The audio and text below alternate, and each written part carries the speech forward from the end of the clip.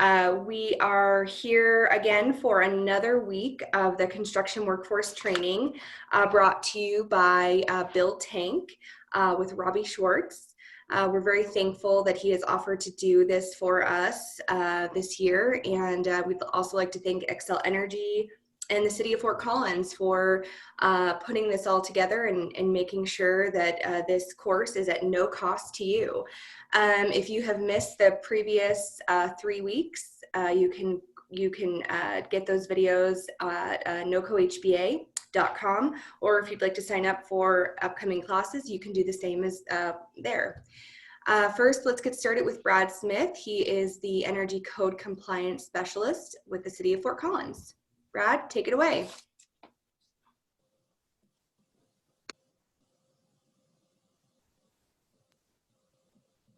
Brad, I think you're muted. Thanks. Thank you, Nikki, and thanks for everybody for attending today. I want to say a quick thank you to NoCo HBA for pulling us in or involving us in helping to promote this series of events. And I want to kind of pass along a little quick information on some upcoming workshops and an opportunity to participate in the City of Fort Collins, Our Climate Future development plan. I will put a link to a website in the chat. And in the link on the right-hand side of the screen, there are opportunities to participate in our renewable energy and building efficiency upcoming workshops in late August. I'll give you the link now, but I'll also put it in the chat. It is ourcity.fcgov.com/Our Climate Future. So if anybody would like to participate or just even leave some information specific to it or thoughts and input, there's an opportunity to do that as well. So with that, I'll kind of just jump right into it, and I won't take up too much of the time, but just introduce Robby Schwarz. Robby's kind of been a mainstay in this industry and building science at a local level, but also at a national level for a long time. So he's been a great resource to myself and a number of jurisdictions, certainly at a minimum across the state of Colorado. But so welcome, Robby, and I'll let you just jump into it. Thank you, everybody.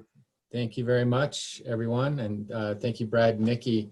And thank you, Fort Collins, Northern Colorado HBA, and the Xcel Energy Program. I'm going to turn my video off so we can concentrate on the slides here. Today, we're going to be talking about diagnostics, particularly and specifically blower door testing, duct leakage testing, and then we'll be talking about ventilation.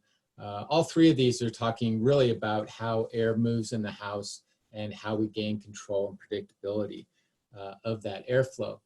So we're just going to dive straight in here. If you have questions, please put them in the question box and we'll look at those at the end. But ultimately, why do we care about diagnostics? That's kind of our question here. And it begins with the intent of the IECC. One of the intent statements of the IECC is really talking about the useful life of the building, what we're installing in the house to create a home that is ultimately durable. That's what this intent statement is about, is how do we create long-term durability in our houses? And really the biggest thing that we're doing is looking at the building thermal envelope and understanding where that building thermal envelope is so that we get control and predictability. And control and predictability of airflow, thermal flow, and moisture flow. And it turns out that airflow is one of the more important pieces of that puzzle because air transports heat and moisture. So the two other parts of the puzzle here, thermal flow and moisture flow, are linked inseparably with airflow. They also move in other ways. Thermal and moisture move in other ways, but they do move with air as well. So these diagnostics help us gain that control and predictability of it. So we're talking about blower door testing and duct leakage testing so that we get a more comprehensive idea of what is happening with the airflow in our houses there. These diagnostics help ensure that we're ultimately meeting and achieving these requirements of the code because they are now mandatory requirements of the code. The diagnostics, again, are mandatory in the air leakage section and in the duct leakage section. They're both labeled as mandatory items. So we have to do testing of our houses now. They also help us as we start to look for greater flexibility in our compliance pathways so that we have more options for how we want to build our houses. We can begin to do different types of trade-offs. Now, the area weighted U-value trade-off path that uses the ResCheck software doesn't utilize these diagnostics in that trade-off because it's only able to trade off R value and U value. But the simulated performance path does allow you to trade off convection or energy that's moving with air for conduction energy that's moving through our building envelopes with R values and U values, trying to resist that flow of energy. So if we have a tighter building thermal envelope, we can trade off potentially R values there and gain more flexibility in our compliance pathway here. So again, these are mandatory requirements of the IECC. In that air leakage section, it says that we have to build our houses tight, and we'll go over this again in a few minutes. And then in our duct leakage section, it says that we have to test that duct, and we have some choices. We can test the duct either at a rough stage of construction or at a final stage of construction.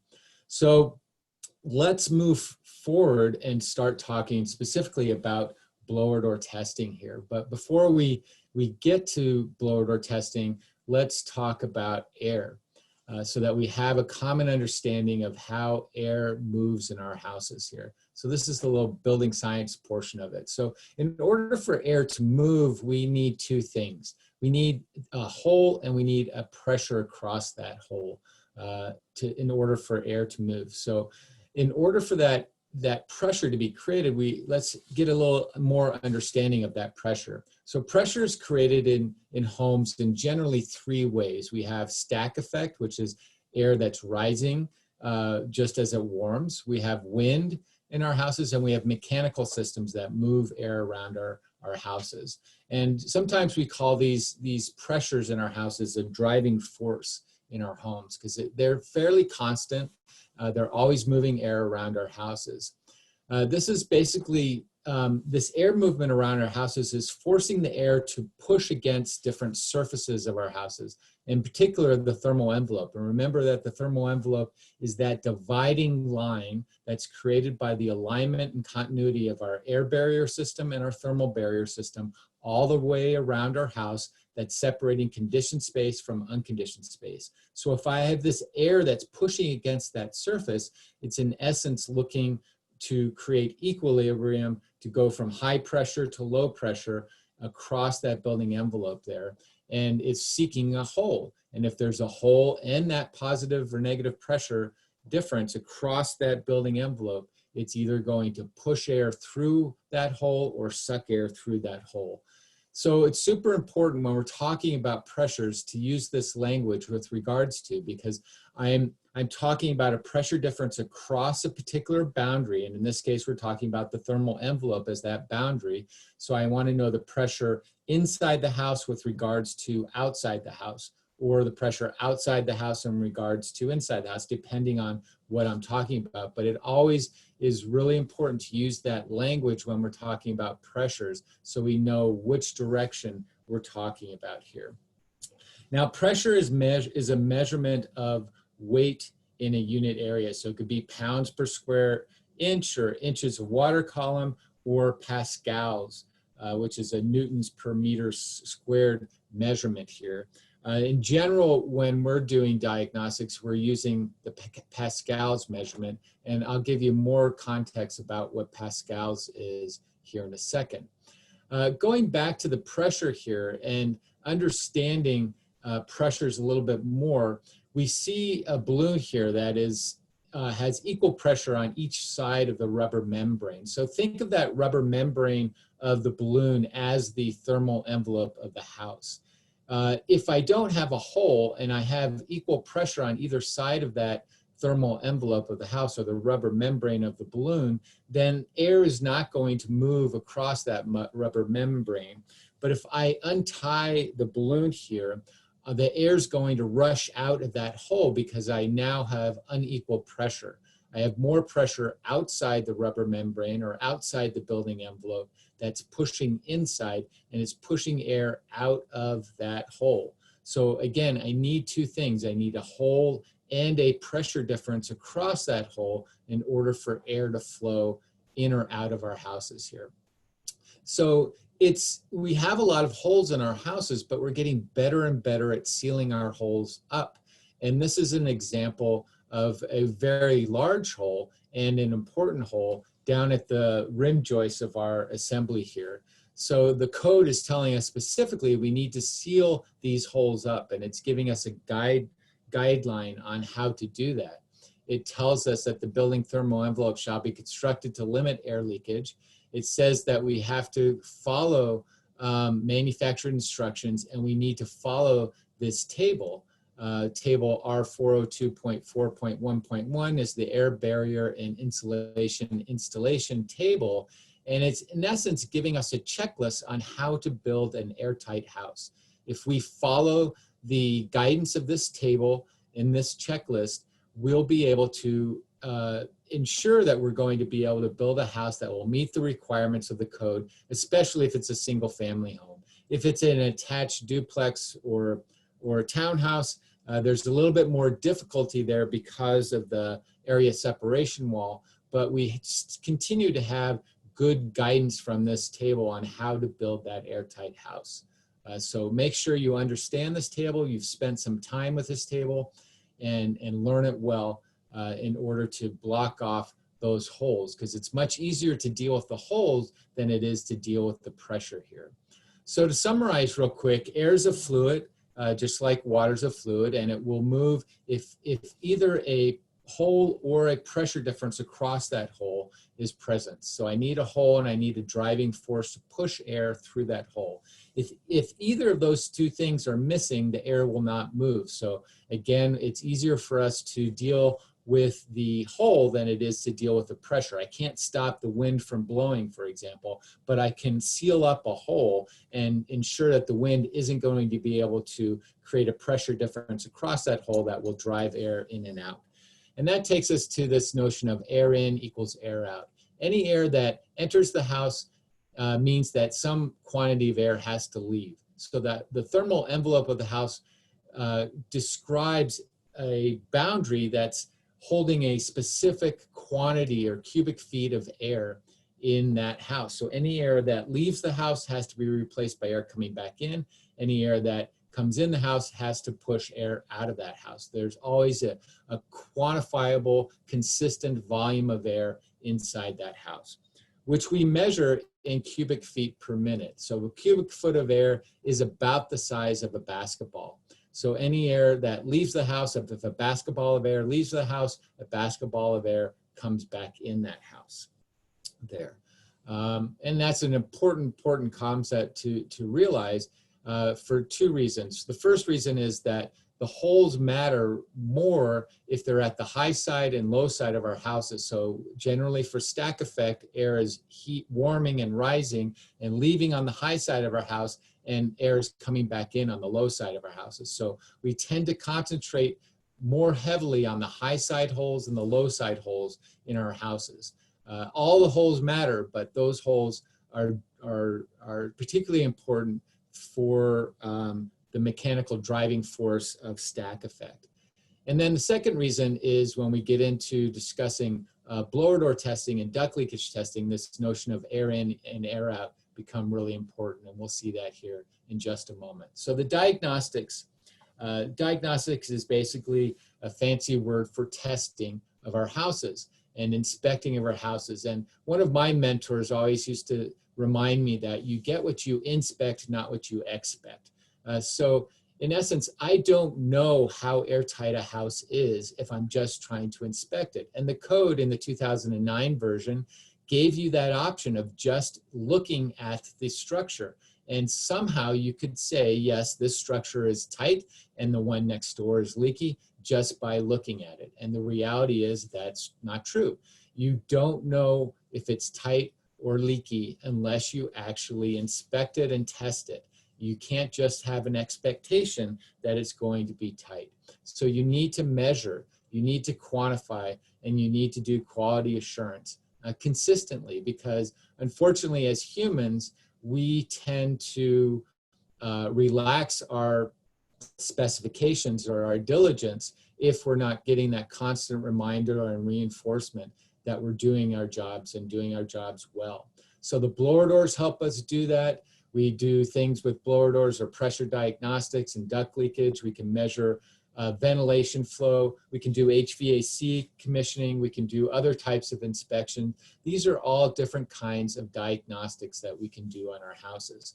Now the code is only asking us currently to measure air tightness of our houses with blower doors and do duct leakage testing. Some of these other things are things that some people think should be added to code, some people don't. Some jurisdictions have amended their code to add these different types of tests that are going on, and some haven't. So you need to be, you need to understand how your jurisdiction has amended the code because you might be asked to do more than just blower door testing and duct leakage testing. But the mandatory requirement is looking for a tight house. Tightness is important, and the code now also brings in this notion of ventilating the house correctly. So build it tight and ventilate it right becomes our mantra from a code, mandatory code requirement perspective. So the code equals a tight house now. Now, this is what the code says with regards to blower door testing, that we shall test and that we have to reach 5 air changes per hour if we're in climate zones 1 and 2, and 3 air changes per hour if we're in climate zones 3 through 8. Well, we're obviously in climate zone 5, so we have to meet that 3 air change per hour requirement, and that we have to test the houses. It can be done by a third party, and we have to report that testing to the jurisdiction. So what does that mean? We set up a blower door, which is a large fan usually it's in the front doorway of our house, with a fabric liner that's replacing the front door, and we depressurize that house, or we suck air out of that house that creates a negative pressure inside the house in relationship to outside the house. You can see that in the picture in the left here.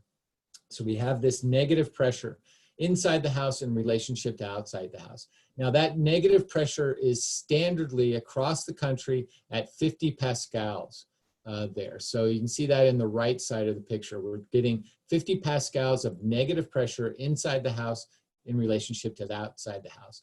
And because I'm sucking basketballs of air or cubic feet of air out of the house, any air that leaves the house has to be replaced by air coming back in. And that's what's demonstrated in the picture on the right here.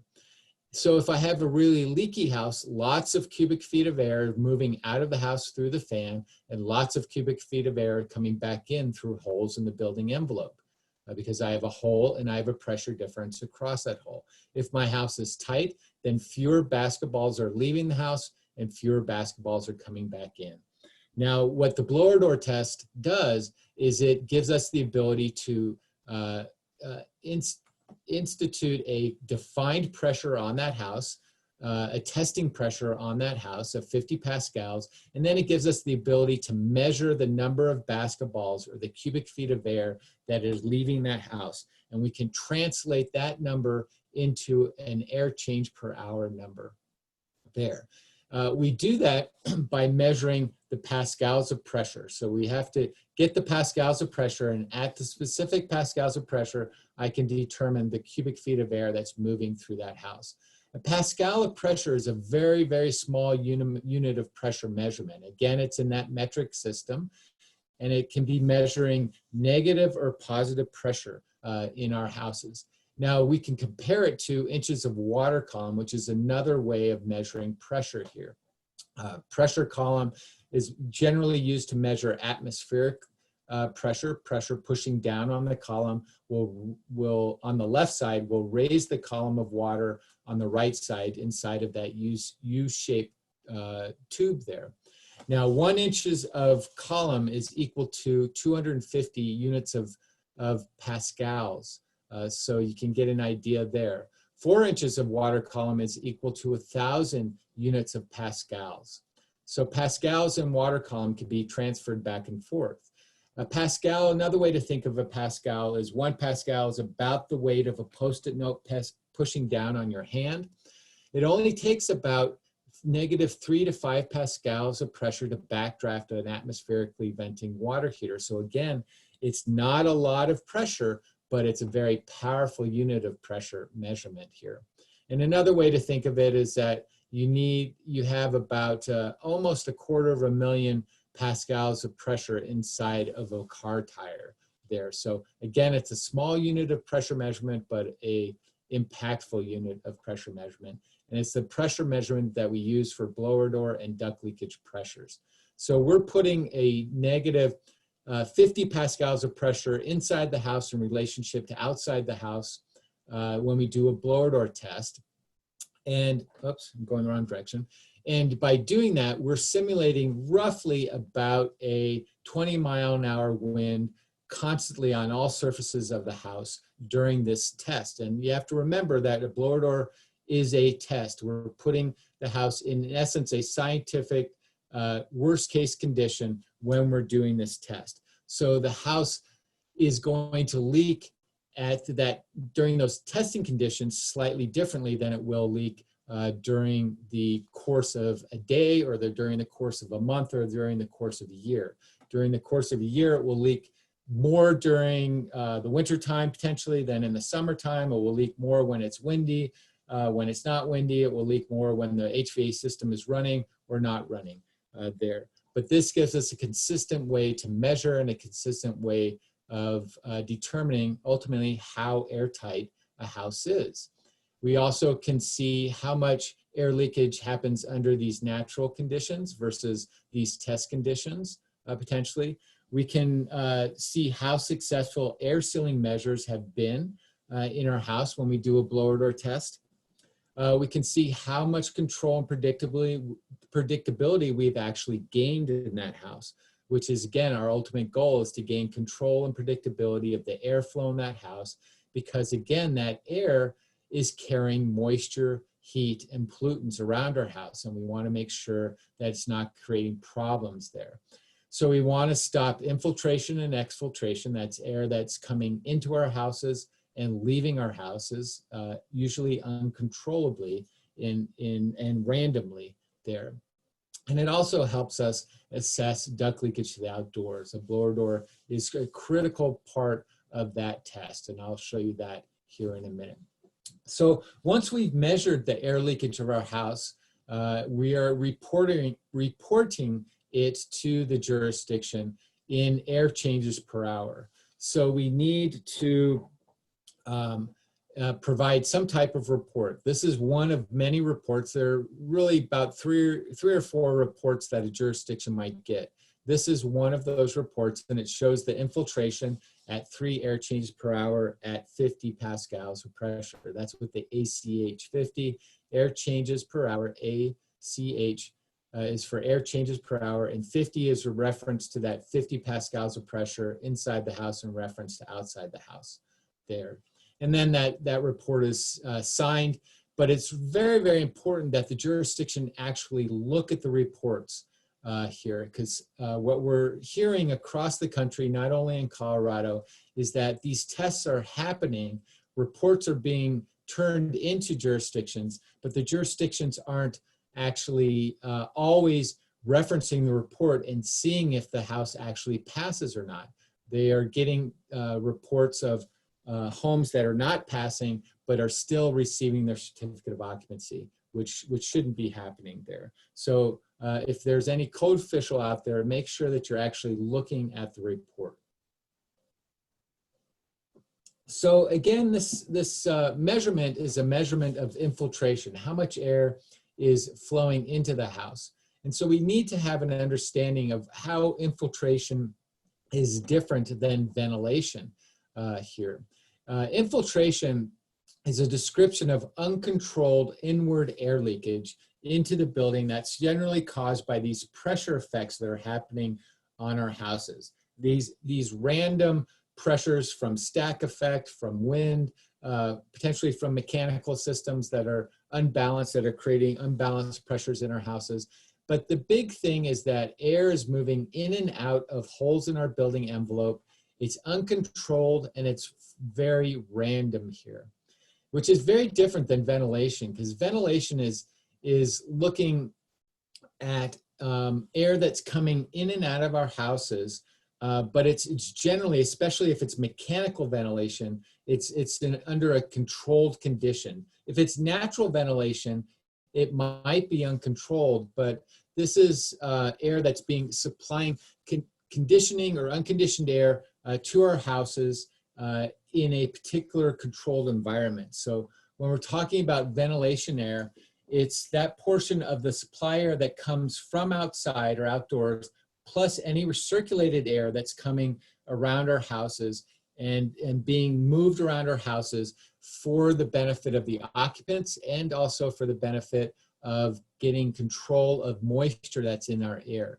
So when we're talking about ventilation air, generally we're talking about more controlled process of taking air in and out of our houses under a known condition. We know how much air is moving in from cubic feet of air, cubic feet per minute perspective, and we know potentially what type of time schedule that we've put that on under, versus infiltration, which is much more random and uncontrolled there. The next thing with regards to blower door testing is this requirement in the code that we have to separate our garage from our house. We can use the blower door to set up a known pressure difference between the house and the garage and the house and outdoors, and the garage should be outdoors, and we could measure that pressure difference across the garage to see if the garage is actually outside the building envelope, to ensure that all the pollutants that are in that garage stay outside and don't come inside our building thermal envelope. Unfortunately, the code doesn't require that we do that right now, but there are some jurisdictions in Colorado that do require that you make that measurement. So you would use a blower door to create that reference pressure so that you could make that measurement there. A blower door test can be done in a variety of different ways. The code isn't specific on which type of blower door test you do, but you have to potentially do different types of blower door tests for a detached unit versus an attached unit here. So let's go over the different types of tests that are available there. Now, because we are building attached housing, and in Colorado, we like this area separation wall, which is called a shaft liner wall. You see that the shaft liner wall has this gap between the framing and the actual area separation wall, which is the two layers of drywall that are colored purple in this picture. That gap between the framing and the area separation wall is open to our ventilated attics and open to the front and back of our buildings, and potentially open to the outside at our foundation connections here. There isn't a lot of connection from unit to unit, but there is some connection from unit to unit here. So we need to think of potentially different ways that we're going to measure the air leakage of this gap and these penetrations here. One way to do that is called compartmentalization. This is where we measure the cubic feet of air per square foot of unit envelope enclosure area. So I would figure out, if I have a unit, and in its simplest terms, when I have a unit, we think about the 6 sides of that unit, that cube, that box. And we figure out the envelope area of that box, all the surfaces of that box, and I'm trying to figure out how many cubic feet of air per square foot of that envelope unit area is leaking there. And that's one way to quantify the leakage. Now, this does take into account leakage to the outdoors and potentially leakage from unit to unit, but it is a unit of measurement that is going to join us here in the 2021 IECC for small units, anything that's 1,500 square feet or less, and for attached units, you could use this measurement. And the measurement's going to be 0.30 CFM per square foot of unit envelope enclosure area that you can use. Another way to measure leakage in attached units, especially if you have stacked units, is what's called a guarded blower door test. This one, the area or the compartmentalization test only needs one blower door, and that's a benefit of it. It's much more economical to do it. This test, you need multiple blower doors in each of the adjacent units. So if I'm trying to measure the leakage of the center unit here, I need a blower door in each of the adjacent units and potentially at the diagonal as well, because leakage could happen at that diagonal as well. So I not only need a blower door in each of these units, but I need a technician in each of these units as well. So it becomes a very expensive test. But what it's trying to do is equalize the pressure in each of the adjacent units. So all of these blower doors would be taking their specific unit to negative 50 pascals of pressure inside the unit in relationship to outside the unit, so that there's no leakage across that common wall, and you're only measuring the leakage to the outside here. It can work, it is expensive, and it's not a methodology that I like very much because, again, you need so many blower doors and you need so many technicians in order to let it happen, make it happen and work well. But it is something that some jurisdictions are allowing, and you need to understand how it works. Another way of testing a whole building is, or a larger building, or an apartment building that has lots of units, is what's called the whole building blower door test. So this is looking at the greater thermal envelope of the entire building, not the envelope of just the particular unit here. If you can attach each unit and hallway together, and each unit and hallway and stairway can see the blower door, then you can do a whole unit blower door test. You're going to need multiple fans, as shown in the picture in the left, to be able to depressurize a building that's of size like this. But you can depressurize the whole building if you can connect all the corridors and units together as one unit and depressurize it at one time. Now this takes a lot of coordination. Often it happens at night or on the weekend where there aren't people in that building. So it's also an expensive test to do. But it can happen, and you can measure these larger buildings. Generally, this is done for commercial blower door testing, and commercial blower door testing will be part of the equation in the 2021 cycle, but jurisdictions like Fort Collins, Boulder, and Denver have started to require whole building testing for commercial buildings there. So again, some different types of testing. Single unit testing or compartmentalization testing, whole building testing, or guarded testing. Now, the most economical, fastest, and easiest way to do it is to use a single unit, single blower door test on a detached house or a attached house by using a compartmentalization metric. But you can do these other tests, and the code again is fairly silent on what you can do. So jurisdictions have allowed guarded tests, but again, it's not the most economical way to go there. Okay, we're going to switch over here and start talking about duct leakage testing. If you have any questions about blower door testings, please put it in the comment box and we'll go back to that when we're done. When we're talking about duct leakage testing, we're talking about testing a duct system that's hooked up to an air handling unit. So a complete duct system does include the air handling unit, filter boxes. If for some reason a builder or HVAC contractor is using building cavities as pressurized duct system, it would include that as well. So you're testing the entirety of the system to see how airtight that duct system is, because the tighter the duct system, the better the delivery of air through that duct system to the areas that we want to condition, we want to heat or cool. The other thing that happens with leaky ducts is that the leaky ducts take air, can pull air from unbeknownst locations, or it can push air into building cavities and whatnot. So this is a picture of a building cavity. And specifically in the code, it says that the building cavity shall not be used as ducts or plenums.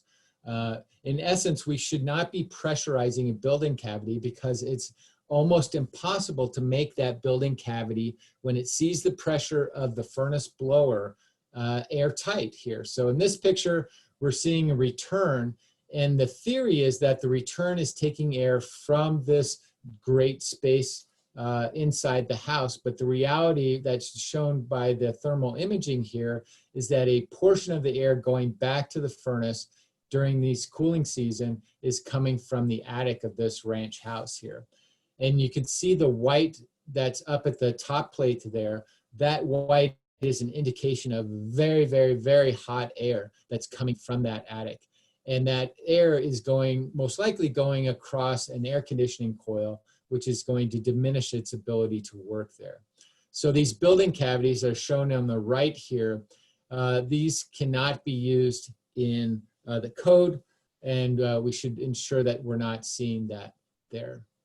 So when we're talking about a total building duct leakage test, this is basically the protocol that we're using. So we start off by blocking off all the supplies and return openings. So any intentional opening to supply air or return air back to the furnace, we block those off.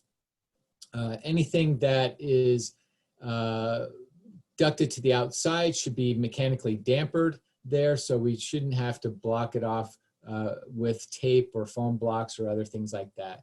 We set up our duct testing device here. Some people call them duct blasters, but that is a proprietary name for one duct system here that's built by the Energy Conservatory. There are other manufacturers of duct systems, duct testing systems out there by Retrotech and other groups out there. But we set up whatever device you're using to test the duct tightness, usually at the furnace box there. We put a pressure probe on the supply side. We push air in on the return side here. We pressurize our systems to 25 pascals. That's our reference pressure inside the system here. And that air is going to leave through any hole in the building, in the duct system, because I've taped off all the supply and return registers there. We get our known reference pressure. When we're testing, generally speaking, we use a reference pressure of 25 pascals. And in this picture, it's showing on the right-hand side CFM at 25, which means that the gauge is a smart gauge, and it's able to display the duct leakage in CFM, or cubic feet per minute, even if I'm not directly at 25 pascals of pressure inside the duct there. So in this case, it's leaking 32 CFM. So it's a very tight duct system. I've spent most of my week this week testing ducts, and on average, my total duct leakage was in the 300 range here. So we still have some pretty leaky ducts from a total duct leakage perspective here. The duct system testing from a code perspective says that the ducts can't leak more than 4 CFM at 25 pascals per 100 square feet of conditioned floor area that duct system is serving. So if a duct system is serving 2,000 square feet of area in that house, it can't leak more than 80 CFM total there. So it gives us a target there. It's not saying that the system has to be 100% airtight, but it has to be very tight at 4 CFM per 100 square feet. We can test at a rough-in test, which is the best time to test because generally the ducts are exposed and you can actually seal the ducts up. Or you can test at a post-construction, which is basically after the drywall has been installed there. So that's our testing requirement. And again, it's a mandatory requirement. There is an exception in the code. The exception says if the air handler and all the ducts are entirely inside the building thermal envelope, then you don't have to test the duct system at all from a code perspective. But remember, the testing I did this week is showing that our ducts are pretty leaky. And a lot of those duct systems were entirely inside the conditioned envelope of the house. So another thing to look forward to in the 2021 IECC is that regardless of where the ducts are located, there's going to be a requirement that you have to test those duct systems, because we're talking about comfort here, and we're talking about pressure imbalances here, as well as energy here. So energy is measured by the duct leakage to the outside, but comfort is measured by how much air is actually delivered to each room and returned from each room, and not leaked into a building cavity on its way to that room. Also, building durability can be affected, and other things can be affected as well. So the intent of the exception and the theory of the exception is that only ducts that leak or go outside the building envelope are an energy issue. And that's potentially is true, but we have to remember that we have these other things. The other reality is that building durability can be affected by duct leakage, because if I have a lot of leaky air and I'm humidifying that air and it's leaking inside of a floor system where a duct is running, well, that moist, warm air is going to leak into that cavity and potentially condense against colder surfaces. Safety issues are from, we still are installing a lot of atmospherically vented water heaters. So if I have pressure imbalances, especially negative pressure imbalances next to that atmospherically vented water heater, it only takes that negative 3 to 5 pascals of pressure to backdraft that water heater. And then we have efficiency issues of being able to deliver air directly to the rooms that we want to. And if we're not delivering enough air to those rooms, we create comfort inefficiencies that cause people to adjust the thermostat and use more energy to heat or cool that house. So again, the 2021 IECC is going to require that we have tight duct systems, not only for total duct leakage, but for duct leakage to outside there. So duct leakage to outside is a measurement of duct leakage that can only happen at an end stage of construction, where we're using a blower door and a duct leakage device simultaneously to measure that duct leakage here. How it ultimately works is we have to remember that principle that we need a hole and a pressure difference across that hole for that duct leakage to occur here. So again, I block off all the supplies and returns, and then I pressurize the house to 25 pascals with my blower door here. I leave the duct testing device open, and I pressurize not only the house, but I pressurize the ducts to that 25 pascals. So if I have a hole inside my house, in my duct system, like shown here, then there shouldn't be any duct leakage across that hole, because the pressure inside the duct is 25 and the pressure outside the duct is 25 pascals of pressure here. However, inside my attic, the pressure out in the attic is not 25 pascals, so I'm going to push air out of here. So when I measure the pressure, when I measure the duct leakage, I'm only measuring the duct leakage that's happening in my attic or out the ducts that are outside the building envelope, because the pressure is the same inside the duct and inside the building envelope. So then I use my duct leakage device here, and I pressurize the ducts in there, and I can determine how much air is going out of the hole by zeroing out the pressure inside that duct to outside the duct.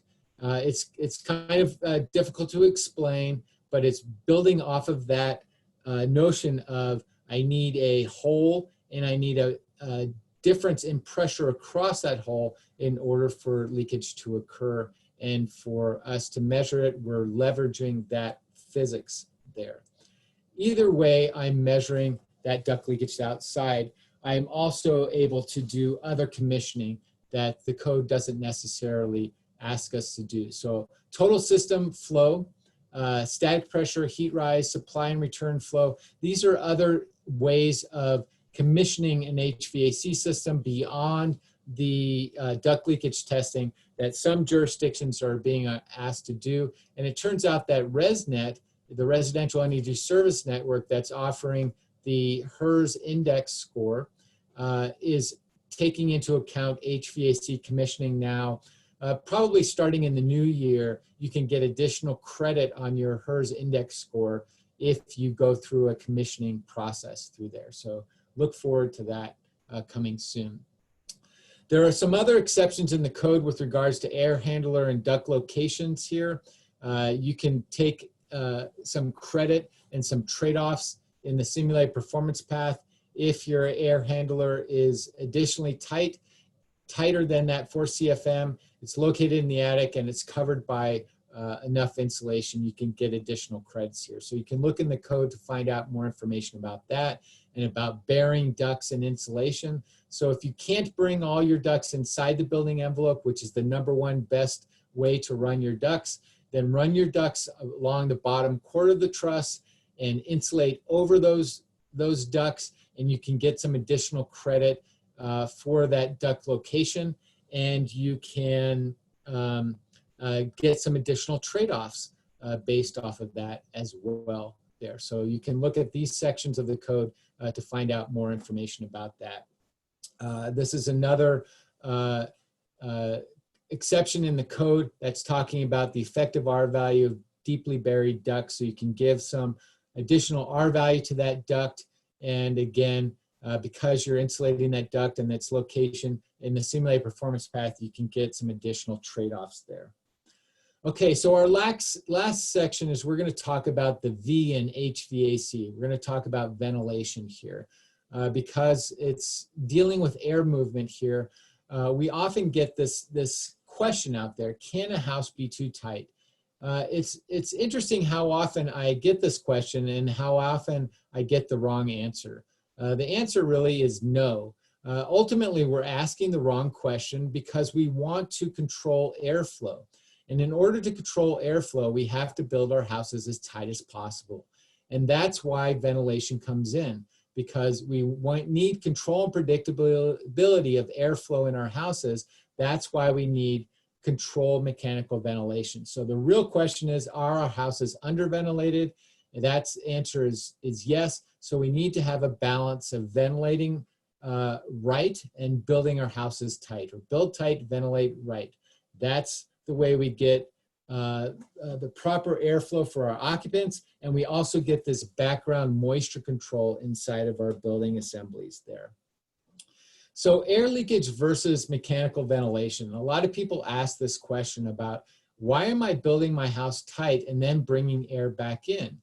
Well, again, air leakage is random and uncontrolled, and that's a big problem. That random and uncontrolled leakage is not only an energy efficiency issue, but it can be a building durability issue here. So if I build my house tight, I get rid of that random and uncontrolled infiltration and exfiltration out of my houses. Mechanical ventilation is that controlled and predictable way of moving air in and out of our houses here. I have it set as a specific rate. I know how many cubic feet of air are moving in and out of my building envelope, and I set it at a specific schedule there, so I know how much air is moving out and how often it is moving in and out of my house. It could be 24/7, or it could be set at an 8-hour increment every day. Whatever it is, I know I have that predictability. Some but not all ventilation systems are able to add additional features to our assembly here. Some can bring air into our house or take it out of our houses from specific locations, and some are able to filter that air and distribute it in better ways than other ways. But the code only is asking us to get the specific rate and the specific schedule in place. It's not asking us to go beyond that right now. What it is asking us to do is that we have to provide mechanical ventilation. Mechanical ventilation is mandatory. Again, building off of that principle of building tight, which is mandatory, and ventilating right, which is now mandatory as well. So we have to take outdoor intakes, have to have some type of mechanical gravity damper on them, and whole house mechanical ventilation if we're going to incorporate it into our HVAC system and use our furnace as the blower to move in air in and out of our houses. We have to use an efficient fan, electronic commutating motor, I'm sorry, or an ECM motor that can make that happen there. So ventilation. Where local exhaust or whole house mechanical ventilation is provided, the equipment shall be designed in accordance with the ASHRAE standard here. So unfortunately, the code, and again, remember we're in the IRC section. The IECC takes us to the IRC for mechanical ventilation. It never specifically states that you're using the ASHRAE 62.2 standard, but it uses all the things that ASHRAE 62.2 outlines here. So the RIO is borrowing this standard, but it's not specifically talking or referencing this standard. The reason it uses this standard, in essence, is because it's talking about controlled mechanical ventilation and spot ventilation, and the standard is specific to single-family houses and multifamily houses that are 3 stories or less, which is the same thing that the residential code is looking at here. It's looking at the IRC is looking at local or spot ventilation and saying that all that ventilation needs to be vented all the way to the outdoors. It can't be vented into attics or soffits or ridge vents, and that exhaust ventilation of domestic cooking needs to be vented to the outside as well. So basically we're talking about bath fans and dryer vents and range hoods, all of which really are supposed to be vented all the way to the outdoors. So we're getting moisture from inside our house all the way to the outside, and we're not getting any potential for condensation and mold growth inside our buildings or inside our building assemblies there. This section of the code says that we can run our fans either intermittently or continuously, and it gives a specific flow rate for our kitchens and for our bath fans here.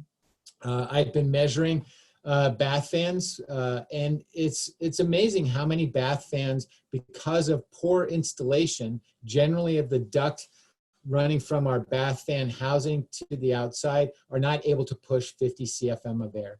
And generally speaking, if our fans are loud, they're not going to be pushing the air that they're designed to push here. Now, kitchen hoods are much more difficult to vent or to measure the flow through. So make sure you have a minimum, as the Energy Star standard says, of a 6-inch duct that's ducting from the fan to the outside. And generally speaking, you'll be able to get that 100 CFM of air through there if there aren't a lot of bends in the duct here.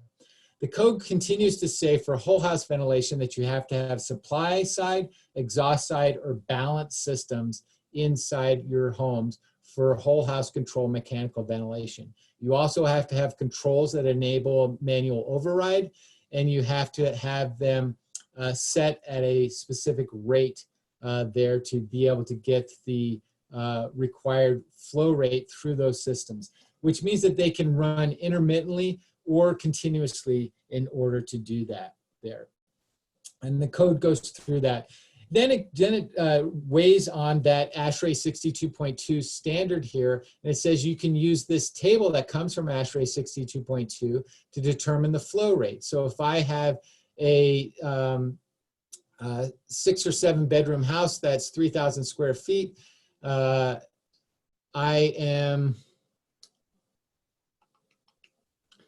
sorry, my circles are off here a little bit, but it would be 90 CFM of air that you would need here.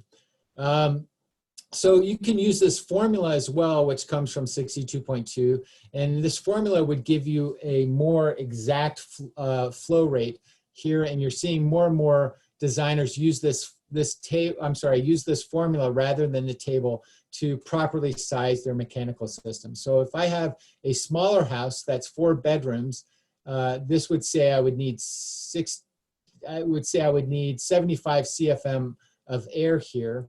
If I use this formula, you see I actually only need 52 CFM versus the 75 CFM of air here. So it's a more exact way of designing our systems here. So supply side ventilation, which is allowed, basically is taking air from the outside at a known schedule with the proper controls to supply air into our house. It does create a slight positive pressure inside of our house, but it can work to supply air to our houses here. These systems could be filtered or not filtered. The code is kind of silent on that notion here. Exhaust ventilation works opposite of that. You're sucking air out of our houses. Any air that leaves the house has to be replaced by air coming back into our house. Whereas on the supply side, any air that you're pushing into the house, that same quantity of air has to leave the house. So again, these are opposite systems here. One creates a positive pressure in the house, one creates a negative system in our houses. We're seeing exhaust ventilation systems being used primarily in Colorado. You have to remember that these ventilation systems are need to be taken into account with the climate that that house is located in. And because we're in a relatively dry climate, exhaust ventilation works pretty well in our climate zone. And we're seeing that some folks are using these hybrid systems as well, where they have an exhaust fan and a duct from the outside, potentially to the return side of the furnace. So any air that leaves the house, in theory, air is coming back in through this duct from the outside and is being distributed through the duct system around the house here. Again, at a known schedule and a known flow rate.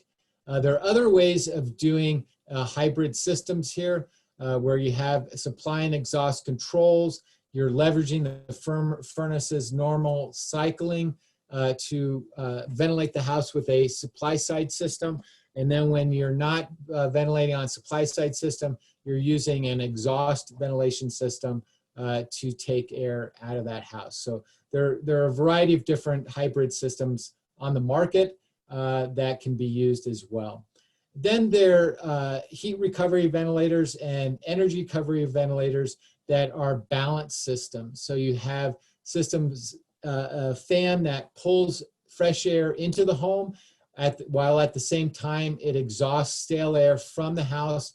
Those air streams don't physically touch each other, but they go across a core, and that core can recover some of the heat and some of the moisture from the house, depending on if you're using a ERV or an HRV, an energy recovery ventilator or a heat recovery ventilator here. So the energy recovery ventilator, the primary difference here is that it does the same thing that the HRV does, but it also gives you the ability to transport moisture from one airstream to the other airstream here. We used to think that heat recovery ventilators were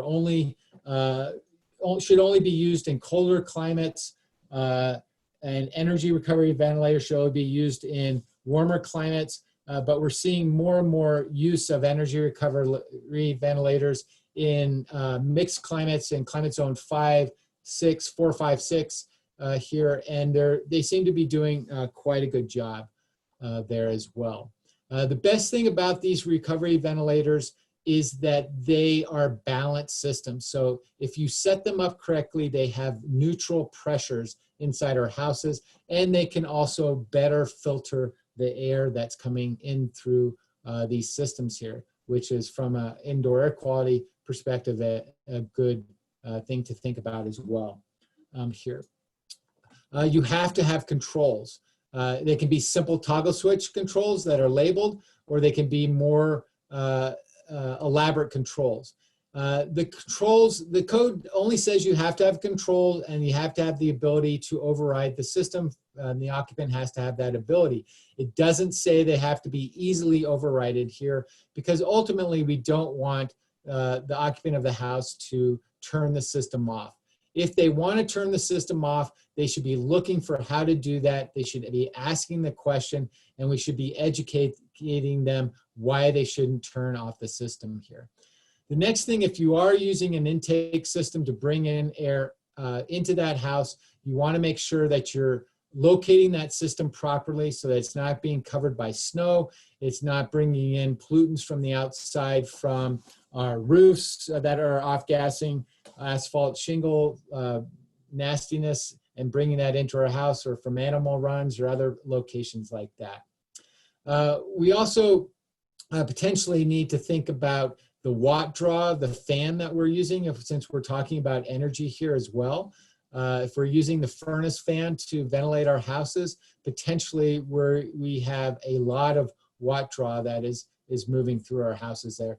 That can impact our code compliance potentially with the simulated performance path. Generally, it doesn't impact it that much, but if you're looking for a ResNet HERS energy rating index, it can impact that number a fair amount.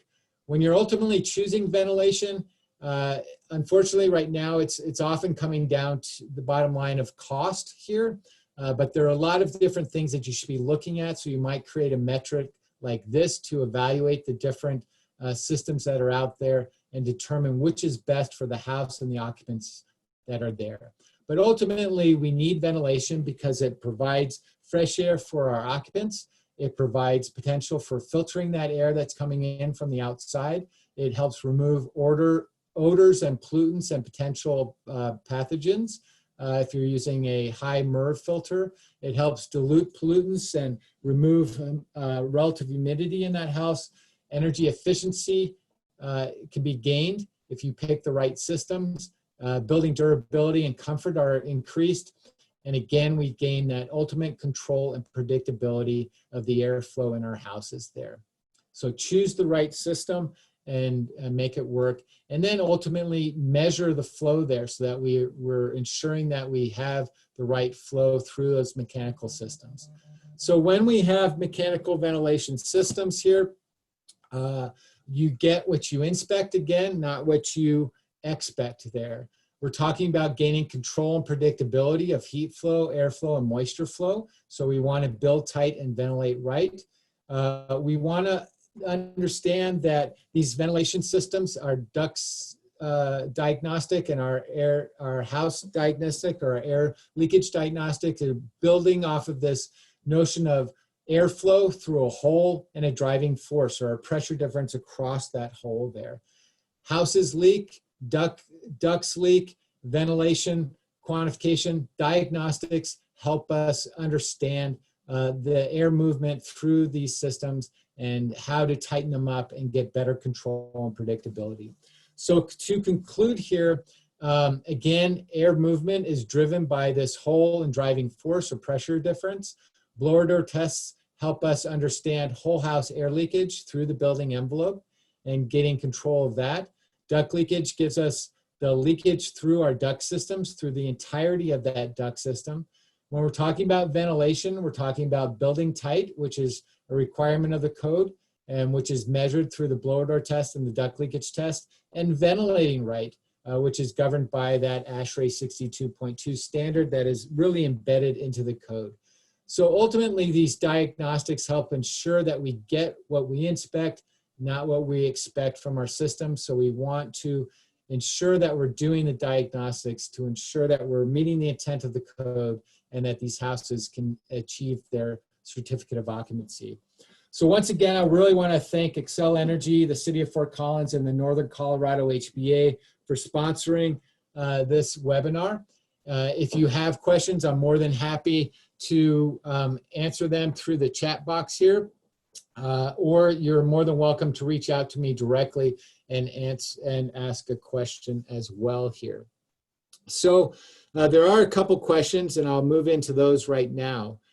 The first question says, if you have multiple duct systems in the same house, how do I determine the square footage of each system to determine compliance?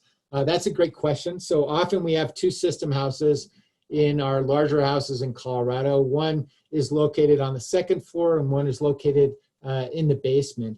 Generally speaking, the basement system is servicing the first floor and the basement in our heated basements. So the first floor square footage and the basement square footage would be associated with the basement system, and the second floor living bedroom area would be associated with that second system on the second floor, or if it's located in the attic, that attic system would be associated with that system there.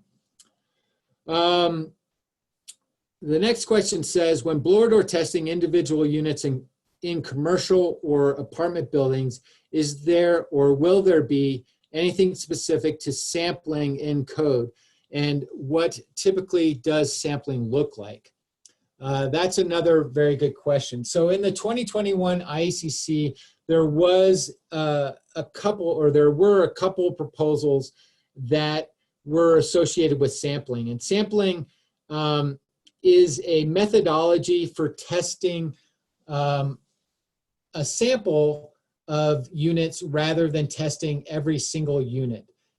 Sampling is often used for program compliance with programs like Energy Star or the DOE Zero Energy Ready Home program, or when you're generating a HERS Energy Rating Index for apartment units, you might use a sampling protocol. It's basically saying that after, usually how it's set up is if you have a 100-unit apartment building, you have to test a certain number of those units to begin with. Let's say 7 units. Each of those 7 units need to pass before you can start a sampling protocol. Then you can test 1 unit in a batch of units. Usually the batch is 7 units. It could be as low as 5 units. If you test 1 unit in that batch of 7 and that 1 unit passes, then the whole batch passes. So you don't have to test the remainder 6 units. If that 1 unit fails, then you have to test an additional, usually 3 units, and make sure that all of those units pass consecutively before you can start sampling again. Unfortunately, sampling, or fortunately or unfortunately, depending on your frame of mind or your preference, sampling is not specifically allowed in the code, but some jurisdictions do allow sampling. When a jurisdiction allows sampling, usually they're only thinking about sampling duct leakage or blower door testing air leakage in those units. But sampling does mean more than that. Often for programs, sampling means you're sampling all of the requirements for that program. And that's the primary reason why code officials often don't like sampling protocols, because these mandatory things that are in the code, code officials don't want those things sampled. But some jurisdictions are allowing just sampling for duct leakage testing and blower door testing, but they generally require that the project approach the jurisdiction for a variance and specific permission to do that sampling in that particular project there. Sampling is confusing, and some jurisdictions like it and some jurisdictions don't like it. Okay, well, that is all of the questions that we have there. Thanks again so much for taking part. Really appreciate your time today.